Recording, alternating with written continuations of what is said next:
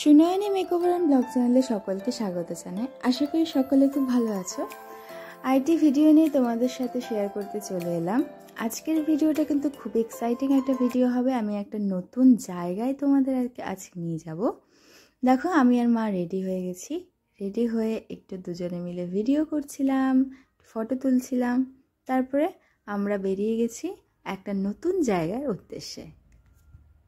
যারা আমার চ্যানেলে নতুন তারা আমার এই চ্যানেলটাকে অর্থাৎ সুনয়নী মেকওভার অ্যান্ড ব্লগ চ্যানেলটাকে সাবস্ক্রাইব করে রেখো। অবশ্যই পাশে থাকা বেল আইকনটা প্রেস করে দিও যাতে আমার সমস্ত ভিডিও নোটিফিকেশন তোমরা ইজিলি পেয়ে যাও। ভিডিওর শুরুতে তোমরা বুঝে গেছো যে একটা গ্রাম্য পরিবেশ।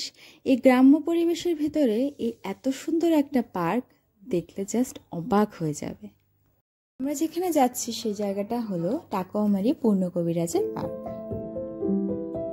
তো আমি ভাবলাম আজকে যখন আমি যাচ্ছি তাহলে সেটা তোমাদের সাথে কেন শেয়ার করব না, তাই আজকে আমার এই ভিডিওটা তোমাদের জন্য।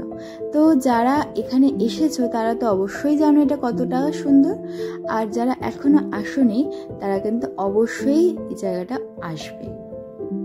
তো প্রথমে দেখো, তোমাদের তো দেখিয়ে দিলাম পার্কটা কত সুন্দর একটা পার্ক, কত বড় প্রপার্টি, সেটা তোমরা আরও দেখতে পাবে আমার ভিডিওতে। তো প্রথমেই পরিচয় করে নাও এই গোল্ডির সাথে। তা আমার মিনি ব্লগে তোমরা এই গোল্ডির ভিডিও কিন্তু দেখেছো। যারা আমার ভিডিও দেখো তারা আশা করি এই গোল্ডিকে আগেই দেখেছো। তো এই হলো সেই পার্ক। এই পার্কটা হচ্ছে টাকুয়ামারিতে। এই পার্ক হলো পূর্ণ কবিরাজের পার্ক। হ্যাঁ, পূর্ণ কবিরাজের পার্ক। তো আমার বাড়ি থেকে 1 ঘন্টা লাগে, আমি টোটো করে এসেছি। আর তোমরা যারা বাইরে থেকে আসবে, ধরো শিলিগুড়ি হোক বা কলকাতা থেকে হোক, কখনো এখানে কোনো রিলেটিভের বাড়িতে আসলে অবশ্যই পার্কটা ভিজিট করতে পারো। তো কামাখ্যাগুড়ি স্টেশনে নামতে হবে, যেখান থেকে আসো ট্রেনে করে হোক বা বাসে করে হোক। কামাখ্যাগুড়ি বাজারে আসতে হবে আর কামাখ্যাগুড়ি স্টেশনে নামতে হবে ট্রেনে করে এলে। তারপরে সেখান থেকে তোমরা টোটো রিজার্ভ করতে হবে। টোটো রিজার্ভ করে তোমরা কিন্তু এই পূর্ণ কবিরাজের টাকুয়ামারি পার্কে চলে আসতে পারবে। তো আমি বেশি বকবক করব না, এবার তোমরা পুরো পার্কটা দেখে নাও। আমি এরপর তোমাদের পূর্ণ কবিরাজের পুরো বাড়িটাও তোমাদের দেখাবো।